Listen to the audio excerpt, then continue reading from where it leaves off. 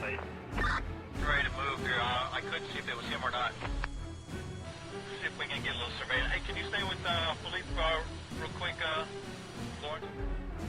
And welcome. Hey, thanks for coming back to Bill Hollenbeck's Behind the Badge. Today, we again are having this session here at the University of Arkansas at Fort Smith at the Sound Collection Lab. It's a partnership with myself and the University of Arkansas at Fort Smith. My co-host is Kevin Jones. He is a professor here at the University of Arkansas at Fort Smith. Also, Kevin is a well-known person throughout the region when it comes to history and what's happening in Fort Smith. Today, I'm very, very excited to have a longtime friend of mine that I have worked with for many, many years. We worked many cases together from our days back in the drug task force working dope.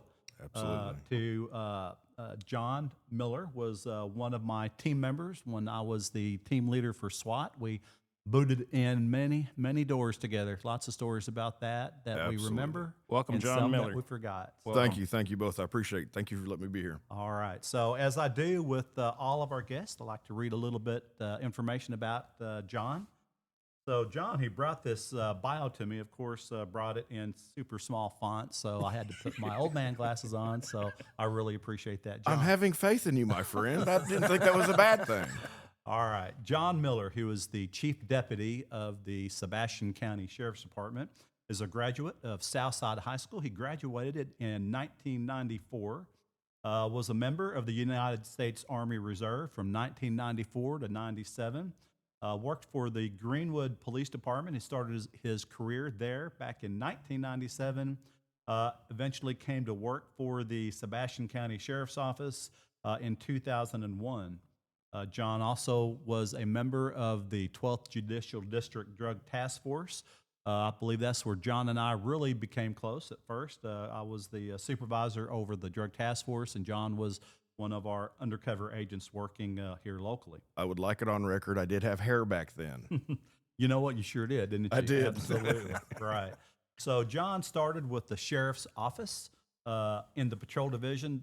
In August of 2001, he was promoted to Corporal in 2008, promoted to Sergeant in 2011. Then he transferred to the jail, the detention center, as the Director of Inmate Management after I became Sheriff of Sebastian County. He was promoted to Captain and eventually took over the jail as the Jail Administrator in 2015. And then John was promoted to Major of Operations in 2017. Major of Operations basically is the major who is running all the operations within the Sheriff's Office, from our Patrol Division to our Criminal Investigations Division, our Special Services Civil Division, our jail, bailiffs. So John was an integral part of my leadership team when I was sheriff and did a phenomenal job doing that. His experience throughout the entire department is invaluable. There's not too many people that have worked in so many different divisions and have the historical knowledge that you do of the department. So I'm very excited that you're here today to talk about your career. John was also a SWAT team member. Again, when I was the team leader, he eventually became the team leader and SWAT team commander. On SWAT, he held positions which started out as one of our snipers. He was a SWAT operator. He basically a door kicker. He was multi-role breacher, which means he specialized in explosive entries. So John was our go-to guy if we had to do an explosive entry. He's a rappel master, less lethal chemical munitions instructor, close quarter battle and sniper instructor, altogether over 21 years in SWAT operations. So very, very knowledgeable. Again, we were talking yesterday over a cup of coffee on so many call-outs that we have forgotten about. It's crazy how you compartmentalize all this information and put it way back in the memory banks. It absolutely is. Until it comes back. John also is a professional law enforcement instructor, graduate of the Law Enforcement Executive Development training. He's also a graduate of the FBI Law Enforcement Executive Development course. He was a graduate of the Law Enforcement School of Supervision. graduate of SWAT Command and Decision Making from the NTOA. And for our viewers who don't know what the NTOA is, that's the National Tactical Officers Association. They're the national standard when it comes to how we operate in the SWAT community. He's a graduate of the IPTM Advanced Crash Investigators and Crash Reconstruction, recipient of the Meritorious Service Award, Life Saving Award, Unit Service Citation, and multiple commendations and letters of acknowledgement throughout his law enforcement career. So, John, welcome. We appreciate you being here. Thank you very much. And again, I thank you for letting me be here. This is a true honor. Absolutely. And of course, the honor is mine because, you know, so many years you work with somebody like this and you take them for granted. You know that they're going to have your back, that they're always going to be there when the door goes open. And sometimes, you know, in law enforcement, we don't really get too mushy or have too many accolades, but the silent knowledge of knowing that you had my back for many, many years and I had yours, today is very comforting. And quite frankly, it brings back some tremendous, awesome memories of us working together. So thank you. It does. So, John, let's start from the very beginning. Well, I was born at a very early age. Yes. You started out as a child. I did. And you know, you come from a long line of law enforcement. Your dad was a My dad spent 37 years in law enforcement, 20 of those with the Fort Smith Police Department and 17 with the Arkansas State Police. However, he had a skill that not many had at that time. He was actually one of the first bomb technicians. Actually, I think he was the first bomb technician in the state, and there wasn't too many throughout the country at that time. So we actually had a running joke. You know, we were talking just a second ago about being an explosive breacher. The joke at my house was, I'll build it. When I screw it up, I'll call Dad to come fix it. come fix it. Yes, Yeah, there you absolutely. go. And disarm it, right? So did that influence you going into areas similar to that? It absolutely influenced me and my decision to join in a law enforcement career. I saw what he did. I saw what his friends did, including Mr. Boyd from your last show. Right. I was inspired. I thought it was absolutely and still is a very honorable career. I will agree that there's been a lot of things transpire throughout the recent years that don't paint us in a good light, but Sure. I truly think that with the right of us, myself included, that we are striving to get away from that negative stigma and get us all back on the right path. Absolutely. Yeah, you know, and I kind of see that a little bit. You know, I have several friends throughout Arkansas, sheriffs, chiefs of police, and there was a long time that they were struggling trying to get recruits, and now it seems to be picking up more. Correct. And so I think the idea of getting back into law enforcement or getting into law enforcement as a career is starting to pick up. You know, it's always difficult, you know, trying to get, you know, recruits that certainly belong in law enforcement and actually qualify for law enforcement. So Touched that's on the that challenge. last time. Some people are just not cut out for it. They're not, you know, and it's not their fault, and there's nothing You wrong are with correct. that, you know. So it certainly takes a special person or a different type of person at times to have a career in law enforcement, and I'm glad that you were that type of person, John. So growing I up, am too. growing up as a Miller with your dad. So Oh, boy. just a quick second about John's dad is probably I'm going to by apologize to far the audience now. the funniest individual who is not a professional comedian that I have ever met in my life. He can go on as Rodney Dangerfield for hours. Sure. I mean, That's I one. have laughed to the point where my stomach actually hurts. And he's actually had gigs where Yes. people actually have hired him to come and do stand-up comedy. So and when so are forth. you going to have him on your show? You know, that's probably a good idea. So that's another. I person don't we know travel- that you have enough tape for that one. Right. Between Rodney and Buddy Hackett. Yeah. And Right. Yes, you Yeah. better get a couple more cards. And That's I'll all tell I'm you going to what, say. dealing with improvised explosive devices and bombs, and I guess you have to have a pretty good sense of humor to want to do that job, because I know I'm not cut out for it. So I'm glad that he certainly was. But He in his was, own way, yeah.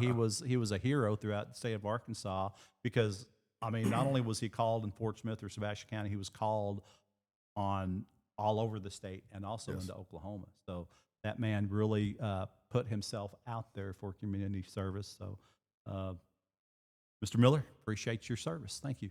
Thanks, Pop. Absolutely. All right. So, talk to me about what were you like as a child? What grade schools did you go to, and what type of student were you? Well, I was not a very good student up until the 7th grade for the second time. That helps out. Yes, that is a true story. I started out at Greenwood in kindergarten, then we moved to Fort Smith. Went to Cook Elementary through 4th. From there, my mother, love you, Mom, and I mean this, and I owe you a lot. Be nice. She decided that I needed a better education, so she put me in First Lutheran School. Good choice. And I will tell you right now, I was a little heathen. I was. I'll own it. I was not running around with the best people, and I will truly give Mr. Doug Burright, bless him, he probably, without question, kept me on the straight and narrow. He did. Wow. Because I was not following the right crew. There was no doubt about it. Kevin, it's amazing, the more officers that I've known and got to know well, this is kind of a common story. Mentor. Yes, a Educator, mentor. somebody steps in. Law enforcement could have gone, their career, like their life path could have gone this way or it could have gone that. And there's always that one person. So mentoring, having that person, I think is really, really important. You have to in have people's them. lives. And it's, I remember he told me, he says, you know what, you might not do it this year, but young man, you're going to do it next year. And he was right. Seventh grade all over again. As a matter of fact, we started 7th grade all over again, and I made the honor roll. And that's when I got in trouble because now my family knew I could do it. They The knew the pressure truth was about on. you. Yes, now the pressure was on. So when we had a small graduation from First Lutheran and then went to Southside High School.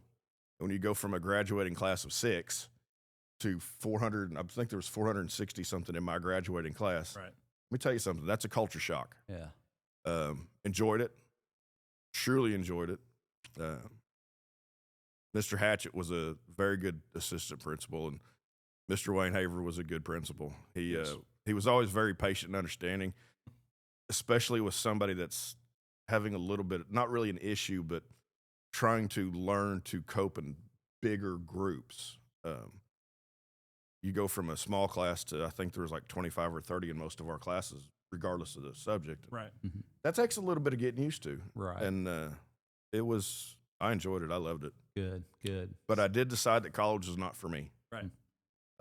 I knew without a doubt at that time that I would absolutely be wasting money. Sure. There was no question. So back to grade school, middle school, or junior high and high school. This is a loaded question. So This was ought there to be ever good. any tutor that really helped you out a lot?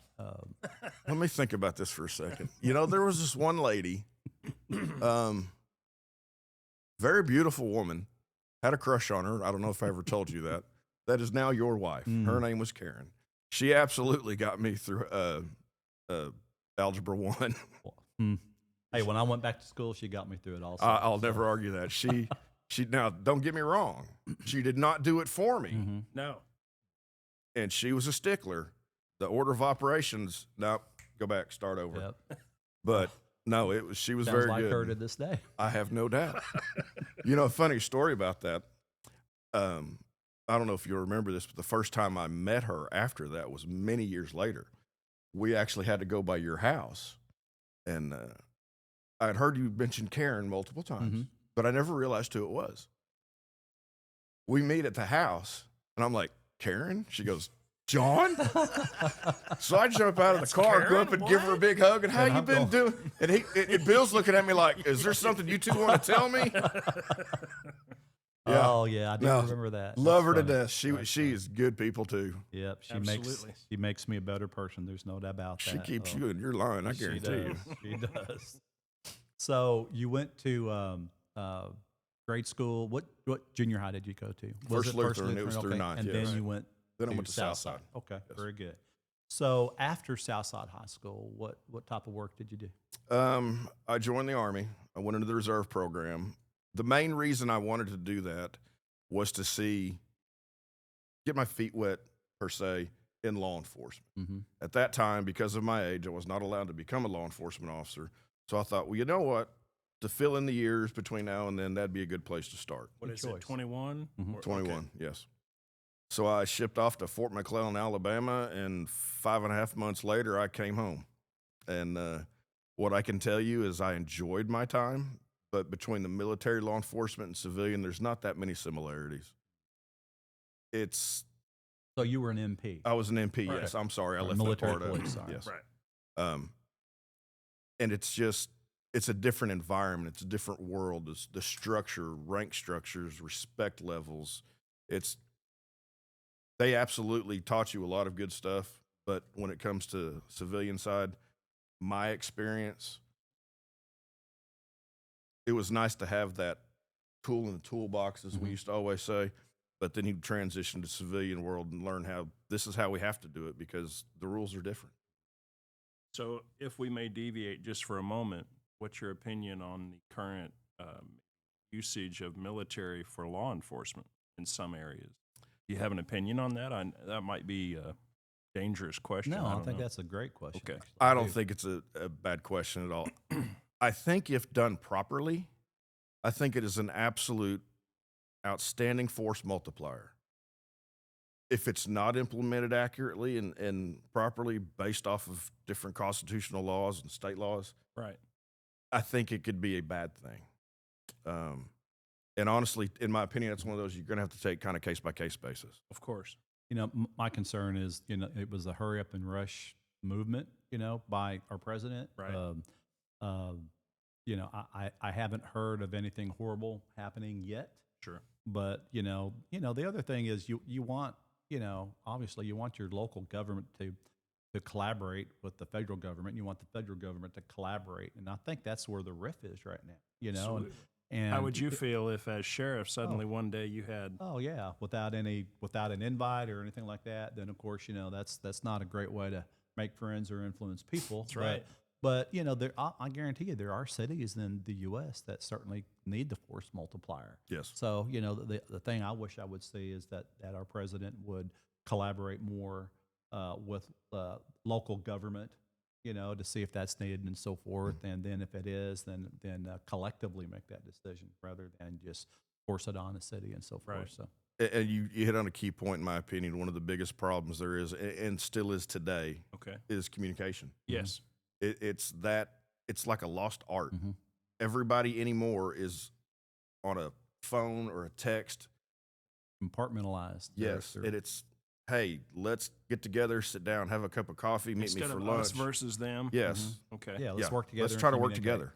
And some of the best leaders in the world are excellent communicators, and some of the worst leaders in the world are horrible communicators. So, you know, it's my hope that at the federal level and at the local level and state level, there's Sure. the communication get past the D, get past the R. Let's be Americans and work for our country rather than a party. I would agree. And it's time to go in that direction. And I really think, and we are deviating, you know, but I'll be upfront and say it that, you know, I think we've gotten away. We can from edit that later, right? Well, yeah, exactly. I hope you edit some of this, let's be honest. Hey, I'll own it. You know, I think that the majority of our country is tired of this the divisive R versus D. Both sides need help when it comes to proper leadership and so forth. So I think the rest of us that are kind of in the middle, some of us lean a little bit to the right, some of us lean a little bit to, and some of us lean right here. Some of us, the same people, lean a little left. But we're the people here, and I think I had the feeling that we're the ones being left out. So I hope our national and our state leaders and our local leaders hear this. Sure. It's time to work together as a country, not as a political party. So there's my plug when it comes to what's going on in this world right now. So I think we need all the help we can get. But anyway, continue on, sir. You'll have to remind me where we were. Yeah, sure. We were talking about influences. Let's go to your first department. You worked for Greenwood PD. I started Greenwood Police Department as a reserve. I did that until I want to say it was late '98 when I actually went on part-time. Was being paid. Enjoyed it. Never honestly had any plans to go anywhere. In 2000 in '99, when I got back from the academy, I was approached about a position with the drug task force. And I thought, that'd be an excellent thing to learn. It's a different aspect. And I took full advantage of it. Later on in 2001, there was we'll call it a absolute difference of opinion between me and a member of administration With Greenwood with PD. Greenwood Police Department, who is no longer there, who was not there much long after this. So we're talking 24 years ago. And it was better that we part. And I was actually contacted by the sheriff at the time, Frank Atkinson, who at that time with DTF, we actually worked out of the Fort Smith office. So I spent a lot of time up there with the sheriff's department, with the sheriff himself, because he was very involved with us. Want to make sure everything was on the up and good. Right. And he gave me a call one day, and he offered me a job. He said, John, I like the way that you work. He said, you show up for work. You have a good work ethic. And I said, well, Sheriff, I greatly appreciate that. It was totally unexpected. And I turned it down. He offered me a job, and I turned it down. Because I never had any intention of leaving. Well, fast forward about 2 weeks-ish, and me and this individual administrator did not see eye to eye. So I contacted the sheriff back, and I said, if your offer's still open, I will gladly accept it. And he said, well, I just filled that position. He said, give me a week or two, and I should have another one coming open. About a week later, my phone rings, and it was the sheriff. He said, well, that position's open. When do you want to start? I said, tomorrow. I was that done with the situation I was in. Sure. And he says, no, John, don't do it. He said, give them a notice. Give them some sort of notice. And I did. I walked in, gave them a week's notice, said, oh, by the way, I'm on vacation, and left. It was not a good place. And I can honestly tell you, since that day in August of 2001, I've not looked back on that decision. I have some very good friends that work for Greenwood Police Department. There were several of us that started together. But that one leader was what pushed me away from that situation. And I don't hold any ill will, but I don't want to ever treat my subordinates, my people, my friends, my family like that. That's not right. There's a difference in being a boss and being a friend. I have to be your boss when I have to be your boss, but there's a way to deal with people. The way that situation was handled is not the way to do it. Well, that's probably one of the best hires that Frank Atkinson ever made, because you've been an asset to the department since then. That's for Well, I sure. appreciate that. So, I have glad definitely you worked came my on board. keister off Yeah. to do this. But you made mention about Greenwood PD. Some of the guys that you worked with were great guys, and they got a great department. Oh, yeah. I'm really impressed with the leader that they have right now. Oh, Brad's amazing. Yeah, he works. Chief Hobbs he's so down to earth and understanding, but very intelligent, knows his people, his city. Yeah, he does a very good job. He does. They've got great Richie, people. I've known Richie he had, I think, about a year and a half on me at Greenwood. So, I mean, we go way back. Let's see. How many are left down there that were from that era? Not too many. Not too many. No. But they've got a good department. They do. They do. It went in the right direction, I think, with several chiefs back, including Will Dawson. I think he's a good chief, and I think the current chief has picked up the torch and is taking it to the next level as well as any new leader should. So Right. I'm glad that again, I think that was a great hire by Frank Atkinson, bringing you on board to the sheriff's office. So tell me a couple memories. First off, going back to Drug Task Force, what kind of memories do you have with that? Okay. All right. Thank you. Where do you want to start? I remember actually growing my hair out and getting my ears pierced and walking in one day, and my mother's looking at me, and my stepdad and my stepmom, my dad are looking at me like, You have lost your mind. what have you done to my son? Who are you, Serpico? Yes. Right? Yeah, absolutely. We learned a lot. I got to go to several schools back then that I honestly don't know that a lot of officers would get to go to. Why is that?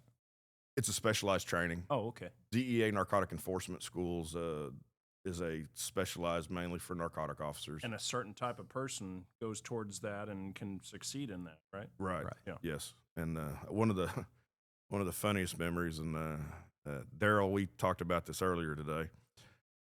I was actually doing the undercover work one time, and Daryl Minor. Daryl Minor, yes, Right. yes, he's actually one of my captains at the sheriff's department. Good friend, but I still owe him, and that will make sense here in just a minute. Okay. So I was the undercover officer. I had a 4-man takedown team. Of course, at the time, Captain Hollenbeck was on this takedown team along with Tracy Powell, Daryl Minor, and I do not remember who the fourth one was. Probably could have been Bill Kroom or No, him and Mitchell were gone. They were okay. doing something else. I do Okay. not remember All who right. the fourth one was for the life of me. But anyway, the plan was as soon as the deal goes down, I give the takedown signal. Here comes the cavalry. We all go to jail. Well, I told him in the briefing, I said, hey, make it look real. I'm going to do my best to flip this guy, see if we can get his dealer and just build on that. All right, you see where this is coming from? Let's make this look real. Hold that thought. So, of course, Murphy is a jerk when it comes to law enforcement because if it can go wrong, it does go wrong.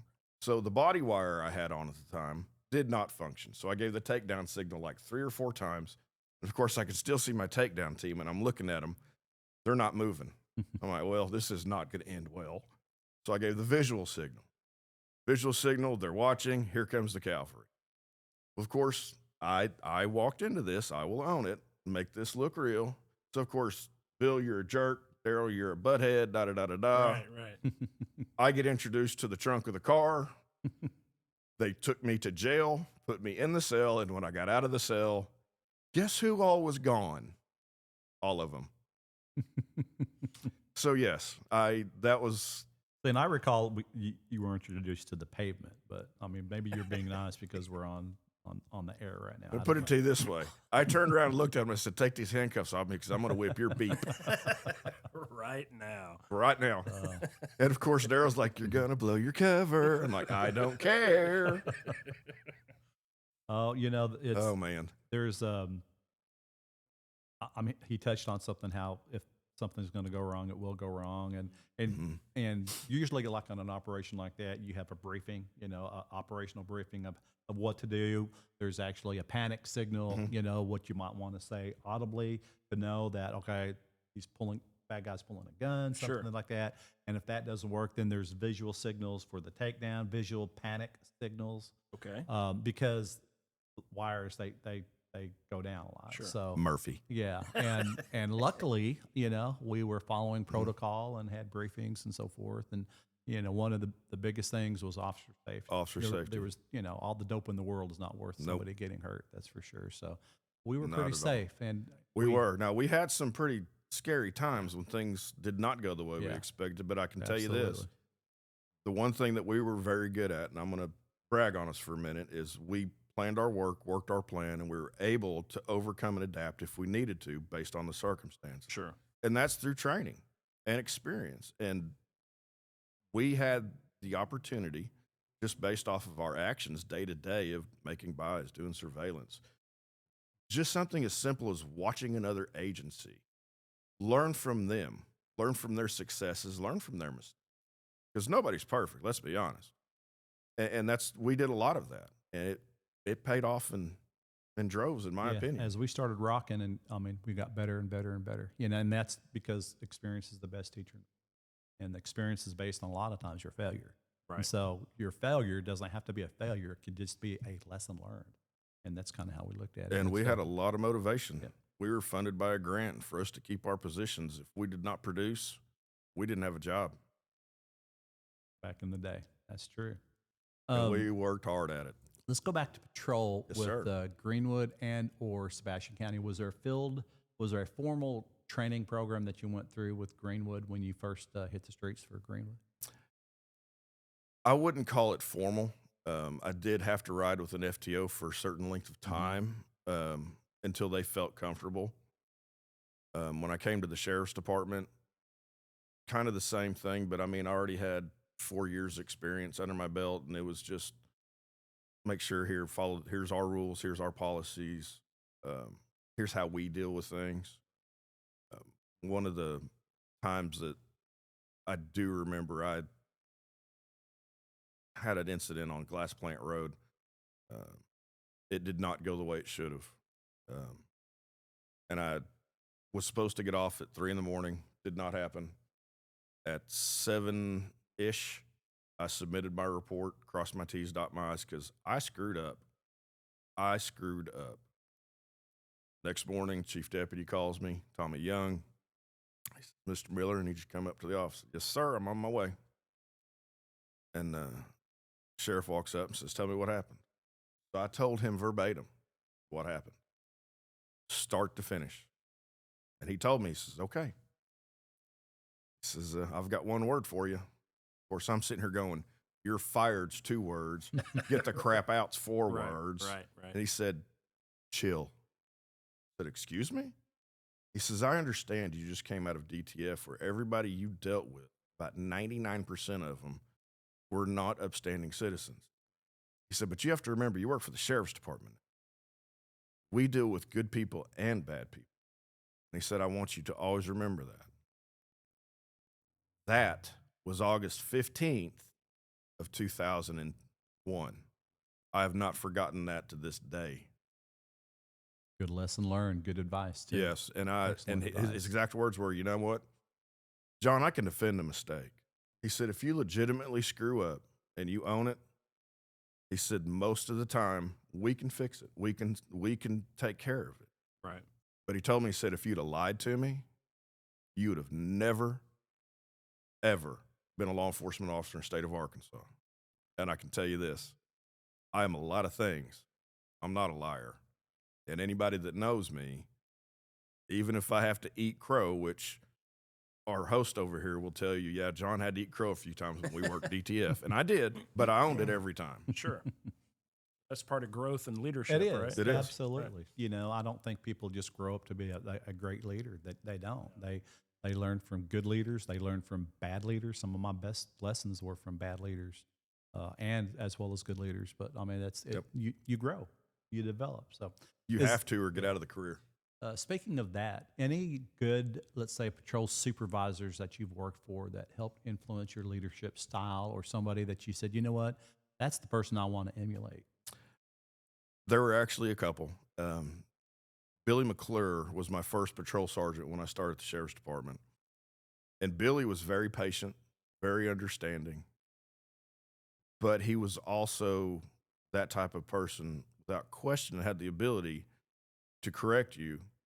And you know where you screwed up. You know how to fix where you screwed up. Chris Johnson was another one. Chris was very good to me. He had a different leadership style, but he still had that ability to look, John, here's the deal. I understand why you did this. And I'm not saying you're completely wrong, but I want you to look at it from this perspective. Look at it from a different aspect. And then from that, that's what I've tried to instill in people. And again, we did that on SWAT. That was one of the things that Bill would always say. I'm not saying you're wrong. He said, but think about this. Maybe come to this position, or whatever the example would be. Sure. And that's how people learn. That's how they need to learn. If you're a dictator, all you're going to do is push your people away. Yep. For sure. For sure. Yeah. I mean, and we've worked around some of those and worked, been there, done that. Yep. For sure. For sure. Any funny memories or scary memories that you recall, whether drug task force or working patrol? No real scary memories. Honestly, I've never been scared till after it was over. And I've done some stuff that people look at me like, dude, you're crazy. And I've got a story about that here in a minute. I'll tell you if you want to hear it. But Yes. you say that now. But I was on patrol. It was about 3 o'clock in the morning, and I get a phone, I was actually eating at Waffle House on 71 Highway. This is the scary part? No, this is the funny one. This was the funny one. If you're eating yes. at Waffle House in the morning with all the drunks, that is scary. That's scary. Yes, that's true too. But I'm eating at Waffle House. I get a call, go to this address. We've got a 7-year-old that ran away from home is next door at the neighbor's house screaming, saying that she can hear mommy getting beat up. So, of course, I leave my dinner, jump in the car, beat feet down to the house, sitting there listening, don't hear anything, listening, don't hear anything at all. Knock on the door, sheriff's department. Nothing. Knock on the door, sheriff's department. Nothing. Knock a little harder. Maybe they're in another room. Door pops open. I said, sheriff's department. Who is it? I said, sheriff's department. Come out here. Okay. Okay. That does not sound like a woman in distress. Right. They come walking out, and I will summarize it by this. He is an over-the-road truck driver, had been gone for 3 weeks. Sure. They thought the daughter was asleep. I explained to them, I will go get your daughter. I am not explaining this to her. This is on YouTube. You can. Yes. Right. And it's a lot of the things that we run into, people are like, that can't even happen. You could write a book and you'd still have things to discuss. Yeah. Mm. But scary? Yeah, there's been a few scary ones. But again, it's always after the fact. I had a call one time. It was on Greenbower Lane. A lady was beating on her husband. When I got there, she actually was actively trying to stab him. I got there, got the knife away from her, got her in handcuffs, drug her to the car because she was fighting. And keep in mind, some of this stuff, I shouldn't say a lot, some of these was back when there was only one of us on the street. We are very lucky now that we've got 4, 5, 6 officers out at one time for the entire county. When I started, from 2001 until 2008, 7, 8, 9,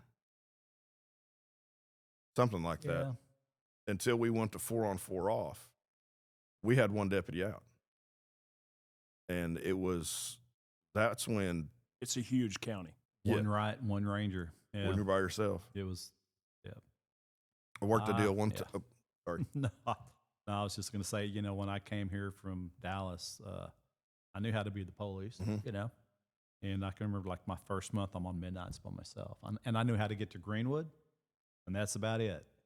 And so, I mean, you get some of these sketchy calls south of Hackett or Hartford or Mansfield or, it's Out in the boonies. out in the boonies. And keep in mind, this is pre-GPS. Yeah. We had fold-up maps or Right. map books. So. Or we had a dispatcher by the name of Sam Neff, who was a really good dispatcher, but the top of address you would get, go south on 71, south of Hackett, 2.3 miles, turn right at the big oak tree, go 3 miles, go over the bridge, and then you'll That come to burned another down low 5 water years ago, bridge. yeah. If you and get to turn the left. burnout barn, you've gone Yeah. too far. That's right. Literally, and that was the address. Yeah. Yep. So Yeah. crazy. It was. Times I mean, have it was changed. different.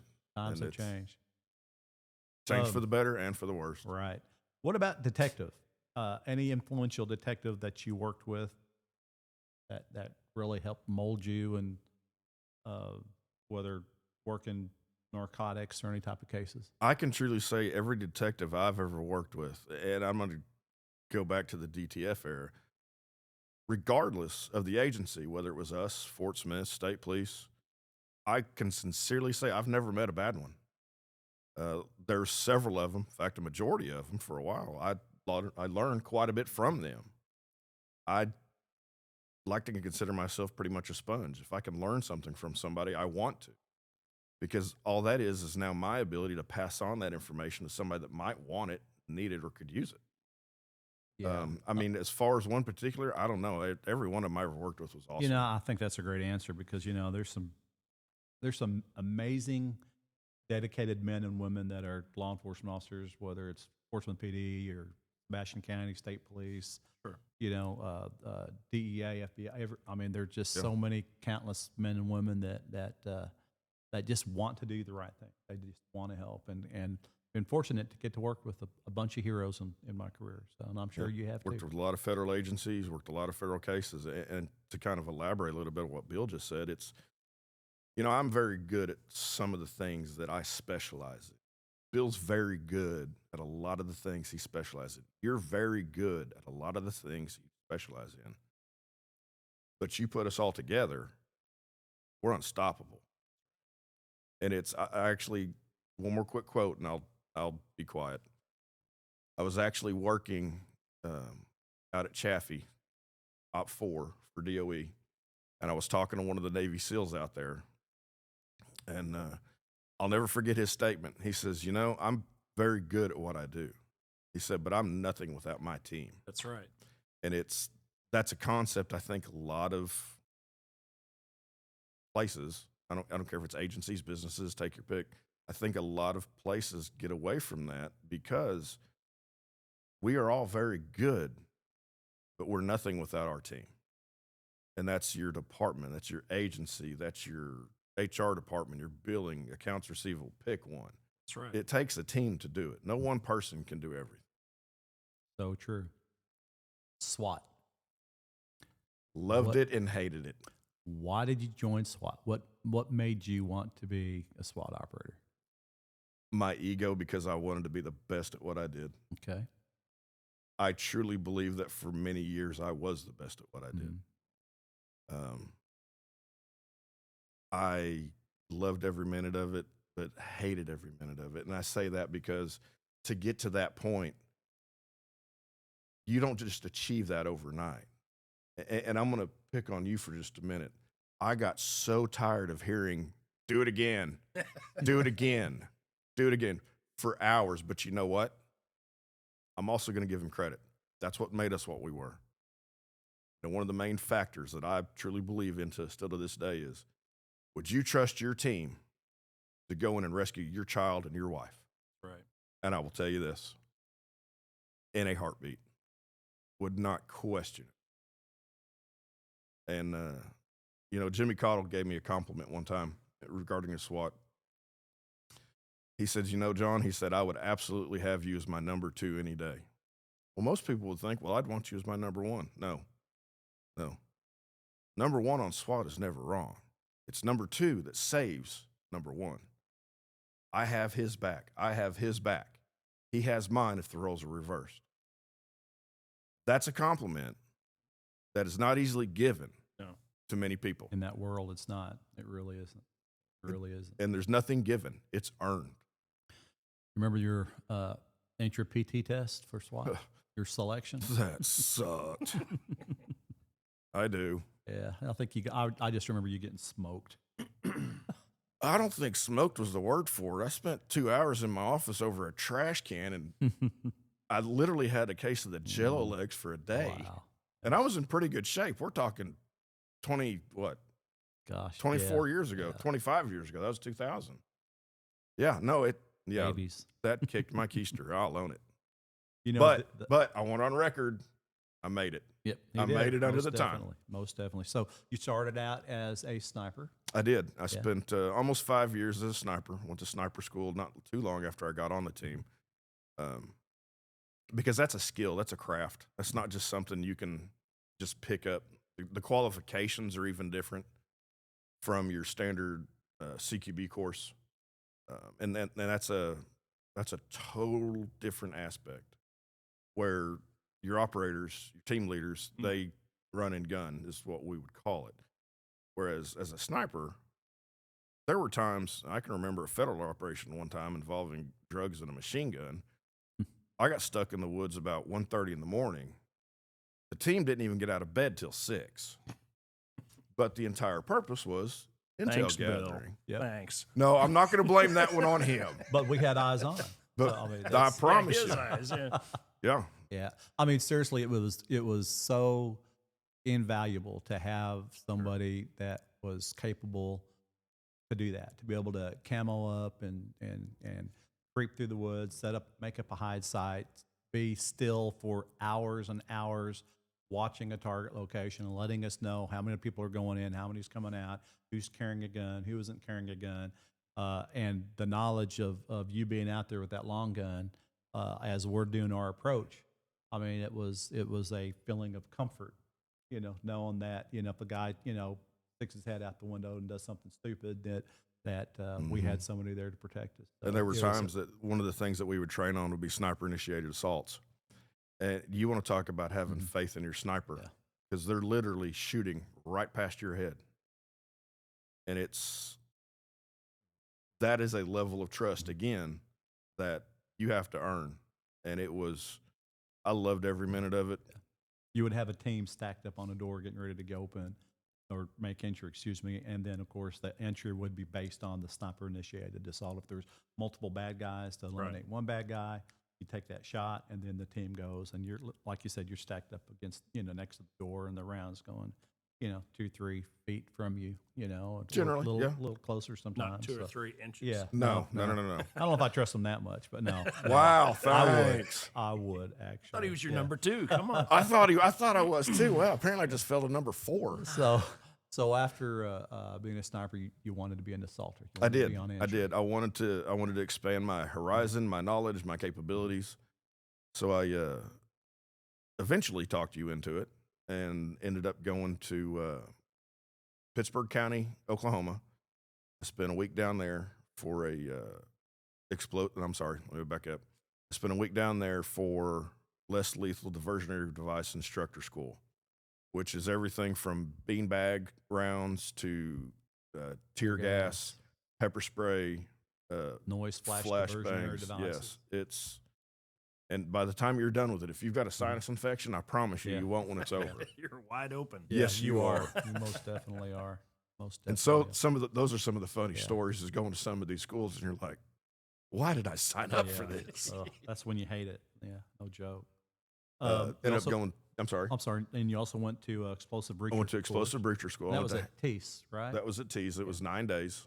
I went to the handlers course, then the breachers course, which at that time, I don't know if they still do it or not, honestly, but they ran it straight.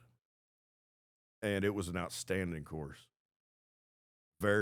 At times, very physical because you are running and gunning for the better part of a day.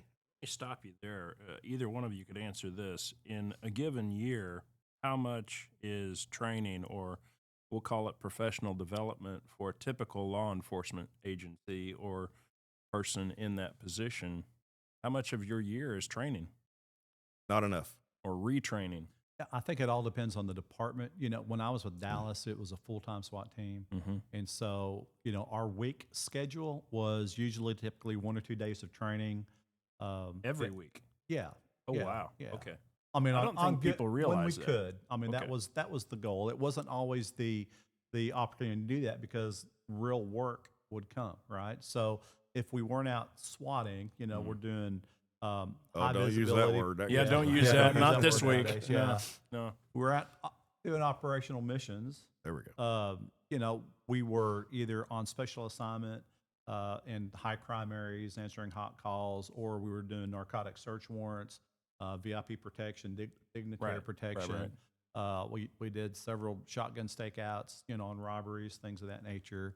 We were put on special assignment to other divisions like narcotics to support their operations. And then there's days when we're running 12, 14, 15 search warrants a day of crack houses, things of that nature. And then one day is supposed to be for training. A lot of those training days were a result of actual call out. Sure. So, because you're getting that on the job call out, whether it's a barricaded suspect or a hostage rescue and so forth. But with our department, we were a part-time team with the sheriff's office. And so we dedicated about 12 hours at least a month. And then later on, we transitioned to 2 days. So for somebody who didn't want to go to college, let's say, or they don't see education as part of the job, there's a whole lot of education. There is. And to kind of touch on that, one of the main reasons I didn't want to go to college, because if it's something I'm not interested in, I'm wasting my time.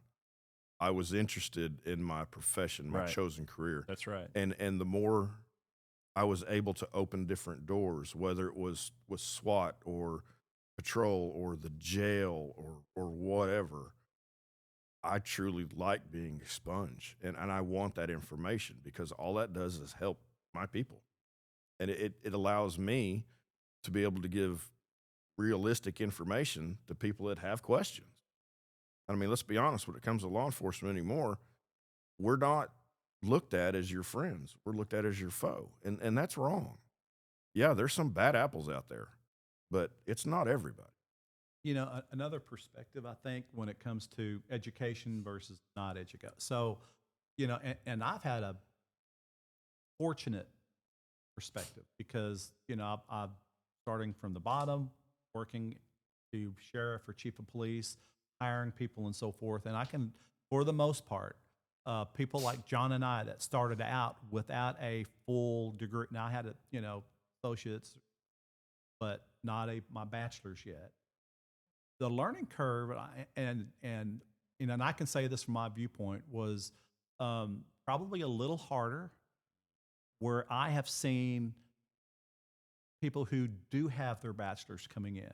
So when it comes to the paperwork and communication and testifying in court, it gives them a certain amount of advantage as well. Whereas we were learning on the job, so they're coming with a little bit more. But every department, every situation is different too. Correct. Right? Absolutely. So one thing I want to say though is if you're thinking about law enforcement, Right.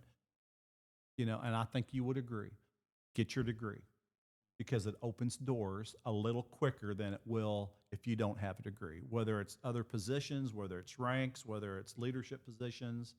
I would highly recommend getting your degree. I think UA Fort Smith's got a great criminal justice program. As a matter of fact, when it first started, I was lucky enough to get to be an adjunct That's right. instructor, and That's I right. saw these kids coming in that eventually came to work for me when I was sheriff. And I'm telling you, when I, as a law enforcement leader, looking at an application, and these two people are exactly even, but one has a degree, I'm hiring that person with the degree. So go to school if you can, because it also opens up doors federally. Most federal law enforcement agencies require a degree. Right. However, old school guys like us, Sure. I went back and got my degree after the National Academy, which was do it while you don't have kids.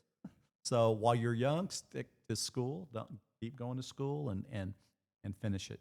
You promise not to tell anybody. I'll tell you a secret. I'm 6 hours short of my degree because I did start after I There you go. got into it. There you go. Congrats. Maybe we can talk them into going And that's a back. secret. Nobody share that, No. please. Yeah, nobody Not listen at to all. that. Big Okay. secret. So Podcast no, I mean that's I think education is really important in law enforcement. No, I It just definitely wanted people doesn't to hurt. understand. Yeah. I just wanted them to absolutely understand that there is education within professional development that they Oh, may gosh, not yeah, realize. It's absolutely. all the time. Absolutely. And there's still continuing education that we Absolutely. are required every year that is Yeah. mandated by the state. They think, oh, I got a degree. I'll never And- have to do that again. No, it's constant. And then on the flip side, I've seen Right. people who are highly educated and have no business being in law enforcement whatsoever, and that person Sure. without a high school degree can Blows them work out of the circles water. Yeah, out around them absolutely. because he or she is so talented in their career, and because they are lifelong learners and they're getting that education as they're going to schools, Right. working with people and so forth, and getting specialized training. You So, get out of it what you yeah. put in. yeah, You are exactly. absolutely that's, correct. That's probably the And in best thing my to say. my opinion, from my perspective, Mm. I don't care what division, what department, what Right. specialty, you get out of it what Mhm. you put into it. Absolutely. But it also takes, and I'm going to throw this in there, it also takes supervisors, leadership, command staff, administration to encourage, That's right. to promote. Because if we in those positions don't, I don't want to use the word force it, but if we don't promote it, we don't encourage their continuing. Right. Hey, try this, see what you think about it. We're defeating ourselves You become because we're not stagnant. helping our staff. Become stagnant. You do. Sure. So from patrol SWAT, then some sheriff comes up to you and says, think about working at the jail. Yeah, I got a phone call one day from a captain. His name was John Devane. I love that man to death. He called me and says, what you doing? I was like, nothing. Well, I want you to think about something. I'm like, okay. He says, you ever thought about working in the jail? I says, no. He said, would you? I was like, John, I never thought about it. Now, keep in mind, I was a sergeant at the time and John was a captain, but we were on the SWAT team together. So we had a very open, respectful relationship. I want to throw that out there so the former sheriff doesn't think that it was a crazy conversation. And I told him, I said, no, I never really thought about it. He said, well, here's the position. And he starts going into it. And I was like, you know what? At that time, I had spent a total of 13 years on the street, between Greenwood and the sheriff's department. And I was like, you know what? Why not? Let's give it a shot. So I did. I transferred to the director of inmate management position, which basically my primary mission and job was to maintain and control the population of the jail through working with courts, attorneys, judges, clerks, understanding state law. At what point are you allowed by statute to release somebody that a judge has sentenced to jail? And it different aspects and facets. And of course, again, me being that person that wanted to learn, I jumped in with both feet. Now, I will also tell you, I did some stupid stuff too, which I was like, cool, we've got this. And he walks in and goes, no, that ain't how it works.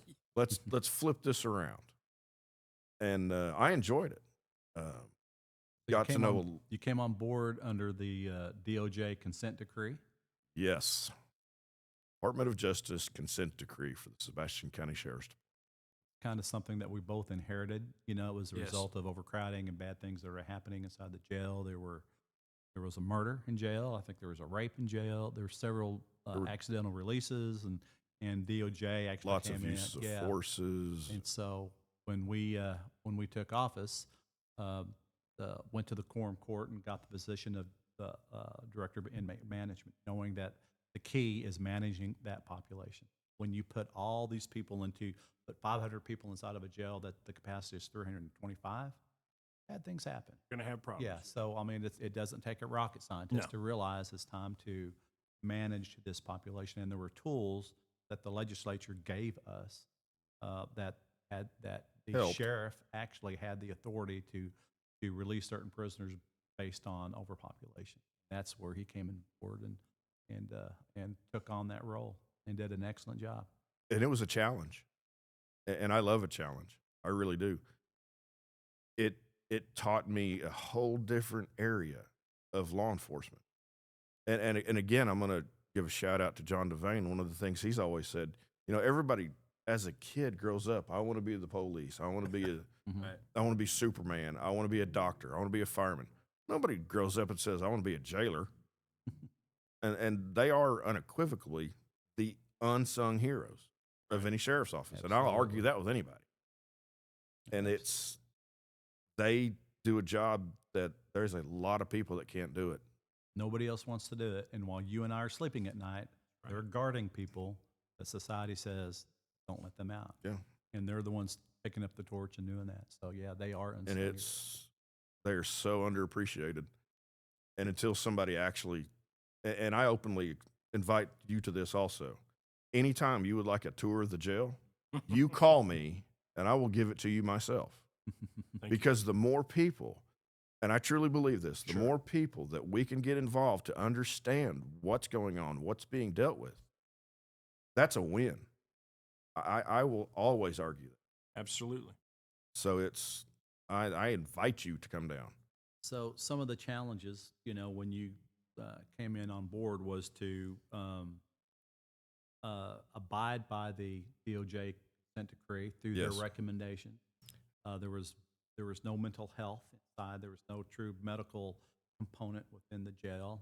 John helped to write standards and bring the jail up to humane standards. We're cutting out. Oh, sorry. He came in. Thank you. I keep doing that, but he helped bring it up to humane standards, and so that was something that he knows the ins and outs of that detention center more than anybody I know. It is a challenge, but it's a welcome challenge. Which helps you in your current position as well. It and absolutely your future does. Position, right? It absolutely does, and that's one of the things that I truly like is now as a chief deputy, I have a captain in there who, does he know as much as I do? No. But like I just said not a few minutes ago, He's it a takes sponge. a team, and he's a sponge. Right. And there's new statutes pertaining to jail, new legislation that, I mean, we're learning as we go in that aspect. But him and his two lieutenants, hey, right now I put him up against anybody, and I would. It's good. Good. I'm glad because we need somebody. In Absolutely. there. We need somebody who is dedicated. That's going to be there. That understands the issues. But I understand as you were over the bailiff division or working bailiff, and you were asked to come back Yes. to the jail, Yes. and that's a direct result of a lawsuit Yes. and a death of an inmate by the name of Larry Price, And a couple other things. and some other things. I'm sure but just to touch base on that, and this is a tough subject, but you know, I think we need to talk about it because there has to be lessons learned, and I think the community has to be assured something like this can't happen again. But Larry Price, I don't know if you're familiar, Kevin, but he was a 51-year-old man. He had allegedly had paranoid schizophrenia, and he died of acute dehydration and malnutrition inside the jail back in 2021. Right. And he was held, from what I understand, in isolation Yes. for many months. My understanding. And it was a situation that I believe, Sickening. yeah, sickening. That helped me to how could that happen in that jail? Because and when that happened, that certainly made me angry. Because I don't know if I can say this, know- but it pissed me off. You can certainly say that. I know the work that we put into Yes. bringing that jail up to standards. We had protocols, we had procedures. There was make sure policy some- still in act when I got transferred back that was never followed. Now, can I sit here and tell you with absolute certainty that it could not have happened? No, but I can guarantee you we could have mitigated the entire circumstances by being humans, giving a damn, and getting the man some help. Sorry, I don't know if I could say that, but Absolutely. there's not too many things in my job that truly get my goat, I Sure. guess would be the appropriate Sure. term. But somebody not doing their job is one of them. And I don't deal well with that. And when I'm basically told, well, it was COVID. COVID, you work in a jail. What is a jail house? Let's think about this a second. We house people that generally, for the most part, do not take care of themselves, correct? They don't take their medicine on the outside. Not always their fault because they can't get it because they don't have the money. I'll never argue that. Sure. Mental health. We don't have enough time to get into all that today, I can promise you. But I have absolutely gotten head first into a lot of things, and I spend almost hour and a half every Friday on the phone with Little Rock trying to get these people some help.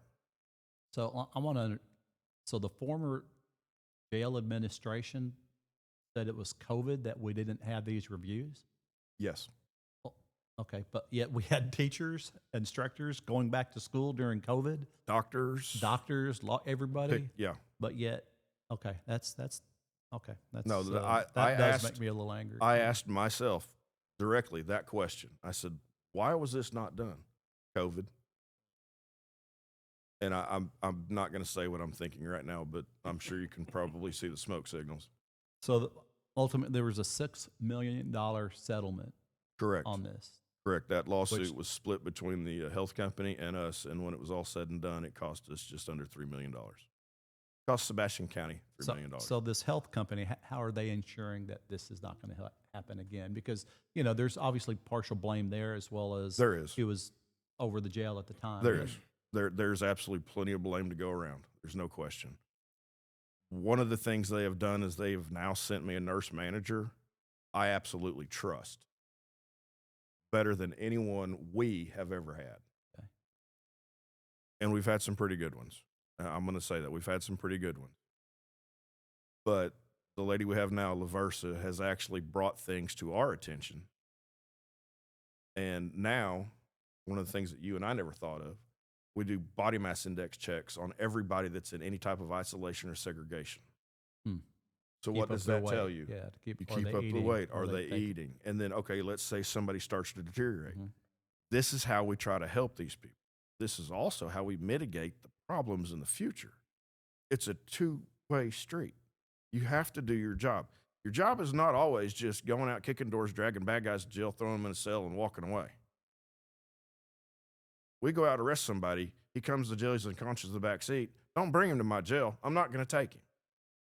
You shouldn't expect me to take him. Because he needs medical He treatment. needs medical treatment. We can't clear him. I don't know too many officers, and nothing against any of them. There's some awesome ones around here that are paramedics or doctors themselves. Sure. So they need professional medical attention. Absolutely. We can't give them that. No. If they get to that stage, we call EMS. If EMS tells us we're on our way, but we're a ways out, you know what? I got 3 vans and a police car. Toss them in. The hospital's 5 blocks up the road. That's right. And we've done it. Mm-hmm. So it's that topic kind of gets me a little. So you have confidence in the current jail administration now that they understand this concept? And I that- absolutely do. That's good. So you, I absolutely do. Great. And they do a very good job. In fact, there's been several times that they've brought things to my attention going, yeah, let's do that, but we need to go ahead and add these people to this and start this tracking as far as getting this individual furlough, transferred, whatever we've got to do to get them the help that they need. right. Because, as sheriff, and I'm sure Sheriff Runyon, he has to be able to have confidence in that jail administrator. He does. And that jail administrator cannot take advantage of that position and not do their job. So I'm glad, as a citizen now, you're telling me that our jail administration now is on top of it. Can I tell you there will never be a death in the jail? Absolutely not. Can I tell you there will not be a death in the jail based off of those stupid circumstances? I can guarantee you, Good deal. because I'm glad that to is hear that. ridiculous. Well, kudos to your staff and kudos to the sheriff for appointing the people that need to be there now. So that's good. That's good. Talking about another tough subject, tough for me as well. Bill Cooper. Okay. Tell me what you remember about that day. Remember everything.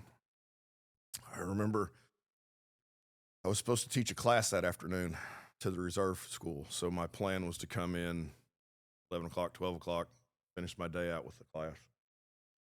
I remember my phone ringing saying that we had a active shooter on 253 South.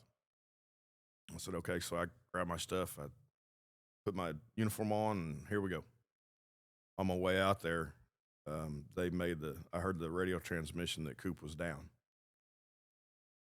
A while ago we were talking, and I made the comment. I said, I've never been scared until after the fact, and I noticed a look on your face. Let me give you an example. Bill had been shot. There was another deputy pinned down with him. His name was Zach Krieger, did an awesome job that day. I grabbed 3 other SWAT guys. Joey Deere, Green Police Department, Mike Barber, who was one of our medics on the team. He was a Tim's member, and Matt Walter, who was one of my guys at the Sheriff's Department. Formulated a hasty plan, and we executed it. I commandeered a vehicle that was not mine, put the guys in the back, and our hasty plan consisted of, as we're driving down the road, here's what we're going to do. We got up there, got Bill, got him loaded up, exfilled everybody out, got him to the ambulance, got him loaded, and I still wasn't scared because my mission wasn't over yet. We still had officers under fire. We still had people that were not in a position to help themselves. So we started setting up rally points and rescue teams and a perimeter around the current perimeter so we could do what we had to do. And of course, like everything else, and I know Bill will verify this, communication's terrible when you get in certain parts.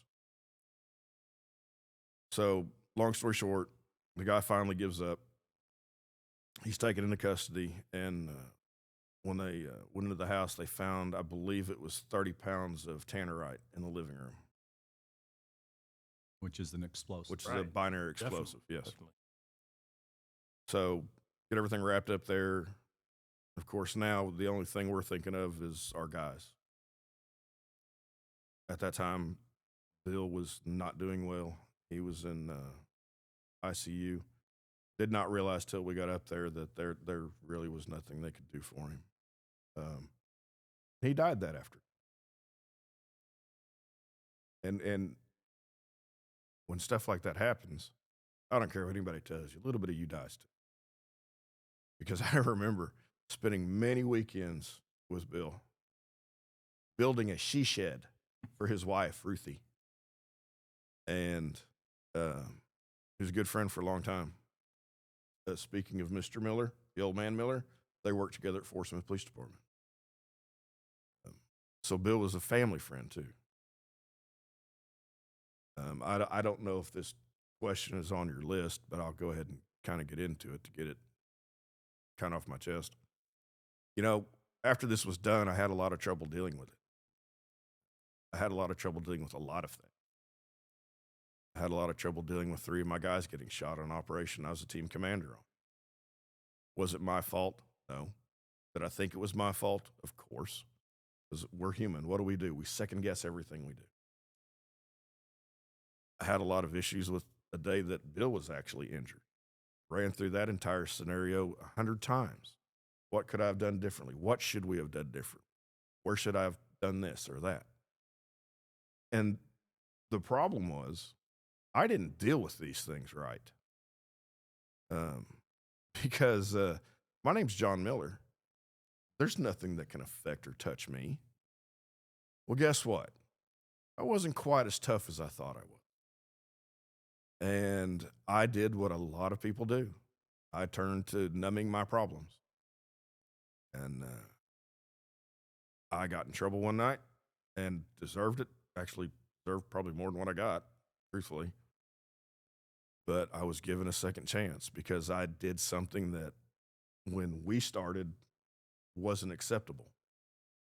Asking for help. And Yeah, you know, we're as cops, we're all told to suck it up. Right. You know, you don't take it home. You don't Right. talk to your family about it. You don't talk to your wife about it.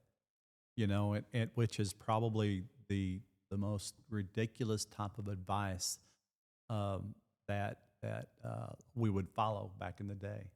I mean, the average person. I was actually looking. I think it was on a Joe Rogan podcast. He had a psychiatrist who was also a police officer on board, said something to the effect that the average citizen might deal with 5 critical incidents in their life. It could be an accident they're involved in, or a death of a family member, or, you know, a friend commits suicides. You know, 5 in their life. In the career of a law enforcement officer, within 20 years, they're dealing with 300 to 500 critical incidents. That is not normal. If you don't think that cops don't have post-traumatic stress, you're wrong. I mean, they're dealing with horrible accidents, seeing children die, seeing partners die, delivering it to the family that they're. Yeah, it's not, you know, we're called not when people are happy, we're called when bad things are happening. So, you know, we compartmentalize it, and a lot of officers will start self-medicating. Right. We had a good friend who self-medicated and ended up dying from alcohol abuse and physical neglect of his own body. I mean, you know, best man in my wedding, you know, love him to death. But, you know, this job takes a toll, and we try to deal with it ourselves, and we're not very successful at it. And then we wonder why police officers who are human go out and make mistakes. But we're going to judge you, Absolutely. officer. Oh, yeah. You know, you got to be perfect 100% of Every the day. time. But we don't want to do what you're doing. Right. And those officers are judged. And sometimes these officers are even judged by cowardly officers who will point fingers. Or former officers. Or former officers who will point fingers at people dealing with internal issues, mental health issues, quite frankly. So, you know, one of the things that I know personally is that for somebody to come forward and say, I need help, is probably one of the most courageous things anybody can do. Yes. And John Miller asked for help. Yes. And, did. And I appreciated that. And that takes courage. And for you to be able to talk about this takes courage. Thank you. And, you know, I know that you have a future, you know, in law enforcement. You're running for sheriff. Yes. I hope when you become sheriff that you remember this with your staff, how important mental health is. You know, one of my issues was dealing with mental health inside the jail. And one of my greatest regrets is not using as much of that energy helping our people. So part of the issue that he dealt with was part of this leader not dealing with the issue of mental health as I thought, or I know now that I should have. We had debriefs after critical incidents. We brought in Western Arkansas Guidance and Counseling. All right, they had their counseling sessions. Okay, let's get back to work. Check the box. Check the Yeah. box. And of course, what did we say? Oh, I'm fine. I I'm don't need. fine. Yeah, I don't Right. need You're this. wasting I don't my need time. this. Right. I don't need this. I'm fine. But I'm to- busy. yeah. But to quickly finish it up, I mean, Sure. I did. I asked for help, and I spent a week in the hospital detoxing. I spent 5 weeks in rehab in Florida. Of course, a lot of people think that was a vacation. I can guarantee you a lockdown unit in Florida is no vacation. No vacation. But I learned. My problem wasn't alcohol. My problem was my inability to communicate and accept the things that I've seen and done. But I numbed it with alcohol. And I learned to communicate and to follow up what Bill said. And I will argue this and sing this to the mountaintops, and I promise you don't hear me sing. The old school way is wrong, and it's gone in my department if I have anything to say about it. And with any luck, I'm going to. Because if you need help, if what I went through will help one officer, without question, it was worth it. And here's what it cost me. It cost me over $30,000. It cost me being demoted from number 3 in command of this department, which is 184 strong, to the bottom of the barrel as a new boot deputy. But you know what? I swallowed my pride. Pulled your bootstraps up and kept I going. pulled my boots up, threw my body armor on, strapped my duty belt on, and I went to work. And I do not regret it. And I don't regret the entire situation. Because to be 100% honest with you, I'd be dead right now if that didn't happen. Because that's the direction I was going. And by this incident, I learned my strengths, my limitations, and if one person can open up and communicate and talk to me, talk to your pastor, talk to a counselor, talk to a deacon, talk to whoever, talk to your family. Don't expect them to understand it, but at least get it out. And to the families and everybody, be receptive. Like Bill was saying, we were brought up, suck it up, buttercup. This isn't how it works. You don't talk to anybody. Right. You don't have friends outside of law enforcement. I don't care how hard you try. Well, that's bullshit. No, sorry. Do it. That's bullshit. Because you are not involved in law enforcement, but you will have a perspective. You'll have an understanding that maybe I won't have from an outside view. And that's what we need. That's what I needed. I needed that counselor to go, dude, I can't believe you've lived through some of the crap you've done. And I can't believe that you're still here and have not shot yourself. Right. Because I'll tell you this, don't think that hadn't crossed my mind. When I was in those days, it was bad. I can't describe it. But I learned. I was once again that sponge. I learned how to help myself. I learned how to help my fellow officers and deputies and firemen, paramedics. Take your pick. Because we all have the same issues. Teachers, doctors, nurses. Pick a profession. The trauma's just different. Sure. And that's what needs to be understood. And I'm sorry I'm getting kind of on a soapbox here, but it's got to change. And one of my mission goals is to get it changed. Well, I hope and you're I'm the going to start conduit in my to do department. that. I hope you're the conduit that can actually do that. I hope I am too. I think on last episode, Chief Reynolds up in Fayetteville, when he was doing the swearing-in ceremony, when my son was sworn in for Fayetteville PD, talked about the importance of mental health for law enforcement, the importance to have friends outside of law enforcement. Yes. I mean, kind of singing your tune, and that is so true. So there's definitely turning of a page. there is, There there is. is, there And is. it's not based off of what I went Right, through. right. It's Yeah. society and law enforcement leaders in general are starting to see, okay, this isn't working. We need to divert to this path. And the business necessity of this is law enforcement leaders need healthy law enforcement officers making good decisions, dealing and serving the public. And so not only does it help the officers, it helps the public as well. So everybody's a winner. Everybody's a winner. Yep. Well, John, hey, thank you for coming. This has been a great talk. I greatly appreciate the invitation. And you have an election in March, right? That's right. Okay. Yes, actually, I'm running for sheriff for filing in November. The election is on March 3rd, and God willing, I will be the next sheriff. And I've got a few ideas. I've got a couple plans I'm working on actually implementing now while I'm still in a position to where I can as the chief deputy. Right. Of course, with the sheriff's consent, and he's on board. He's like, yes, let's try to get some of this stuff done. He's like, good points. I thought about that. Let's get it done. Because as a sheriff, there's 1,000 things going, and you start on one, and here comes 4 more. So I want to start getting some of those implemented now, and I'm looking forward to it.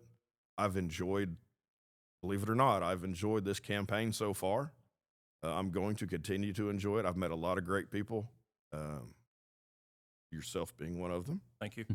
And I look forward to what the future brings. I truly do. So where can people go if they want to learn more about your campaign? If they want to learn more about my campaign, they can go to Facebook. There will be there's a Elect John Miller for Sheriff Facebook page. On that, my story is on it. What I went through is on there. The entire story. Right. The police report is on there. Talk about transparency. No joke. And you know what? That's exactly what you need as Right. as a good law enforcement leader. From being sheriff, you're going to be a great sheriff. I appreciate that, You Bill. will be a great sheriff. So I'm glad you're stepping up to the plate because this world needs good leaders now. It really, does. really does now more than anything Especially the else. direction it's going. All right. Well, good deal. I think that'll conclude our podcast. So I want to thank everybody so much for Thank you for coming Thank in. you for coming. Appreciate it. joining us, and I hope you stay tuned. Like that button. Subscribe to the Bill Hollenbeck Behind the Badge Facebook page, as well as the YouTube page. So we need you to watch and follow. So thank you so much. So on behalf of Kevin and I, thank you so much. And again, from the University of Arkansas here at Fort Smith at the Sound Collection Lab, thanks for joining us. Thank you. Bye-bye.